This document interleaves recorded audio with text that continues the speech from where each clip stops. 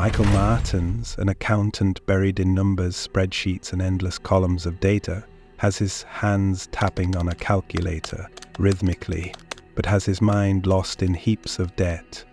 Him and 3 more generations from his lineage couldn't possibly pay back.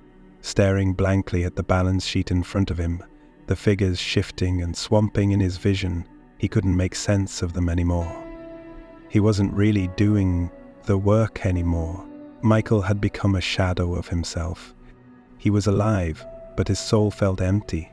He was trapped in a job he hated, an accountant in his mid-30s, buried under mountains of debt, and wondering how he'd gotten so far off track.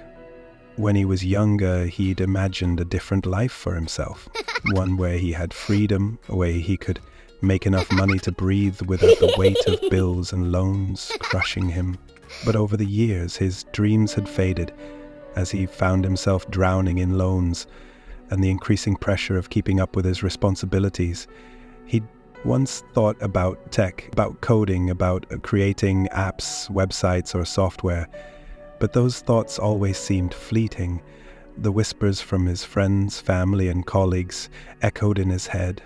You can't get into tech unless you have a degree Programming in computer is for the science. geeks. You're just an accountant. You can't get into tech. The thought that he might ever break free seemed impossible, but deep down he knew tech was the ticket. If he could somehow break into it, he could escape the suffocating grip of his debt. But the fear held him back. Hello, Mr. Johnson. A client, an older man in a polished suit, walks into the office. Yet another client, ready to discuss their finances. How can I help you today? Michael asks, coldly, paying no attention to Johnson. Mr. Johnson pauses for a moment, looking at Michael with a piercing gaze. Something's wrong, Michael. You don't seem like yourself today. You look defeated. Michael hesitates for a while, then opens up as though he's been waiting for an opportunity to vent. I'm just tired. This job, it's not what I thought it would be. I'm buried in debt. I feel like I'm stuck. No way out. Mr. Johnson's eyes soften. Dead? Yeah, that's a tough one. But what's really going on? You don't sound like you just hate accounting. There's something deeper, isn't there? I want to change careers. I've thought about tech, programming maybe, but I can't. People keep telling me it's only for people with computer degrees, and I don't have one.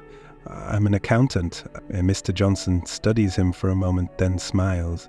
Michael, that's a myth. You don't need a degree in computer science to get into tech. You need curiosity, persistence, and the right mindset. Look, I didn't get into tech through a degree. I was an engineer once. Then I started teaching myself coding. I went to a boot camp, and within months I had a job offer from a top tech company. Wait, you're saying anyone can learn programming without a degree?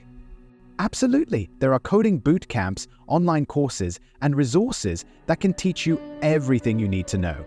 And guess what? Companies in tech care about skills, not your degree. They care about what you can do, how well you can solve problems. You can do it, Michael. Michael sat back, stunned. A flood of hope began to break through the fog of doubt and despair. It was like a weight had been lifted from his chest, and for the first time in a long time, he allowed himself to believe that maybe, just maybe, he could change his life.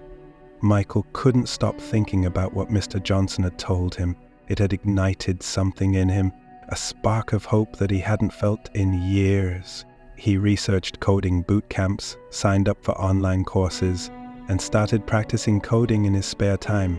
At first it was slow and frustrating. The jargon felt foreign. But something in him refused to give up. He started waking up early to study before work. He worked on his coding challenges during lunch breaks, and slowly but surely, the lines of code began to make sense. The more he learned, the more confident he became. He even started building small projects like a simple budgeting app to track his finances. Michael was really doing it. Months passed, and Michael's efforts began to bear fruit. One afternoon, as he sat at his desk coding, his phone rang. He hesitated before answering. Michael, we've reviewed your portfolio and your resume. We'd like to offer you a junior developer position. How soon can you start? It was a recruiter from a tech company he had applied to a few weeks ago. Michael's heart raced. The moment he had been dreaming of, the moment that felt impossible just months ago, had finally come true. He almost couldn't believe it. He had done it. Without a degree in computer science, without any formal background in programming, he had made the leap. Michael stood outside his new office on his first day as a programmer. He had broken free from the prison of his old job, the suffocating cycle of debt, and the limiting beliefs that had held him back for so long. Thanks to debunking tech myth, he was a programmer with no tech degree. For the first time in years, Michael Martins was alive again.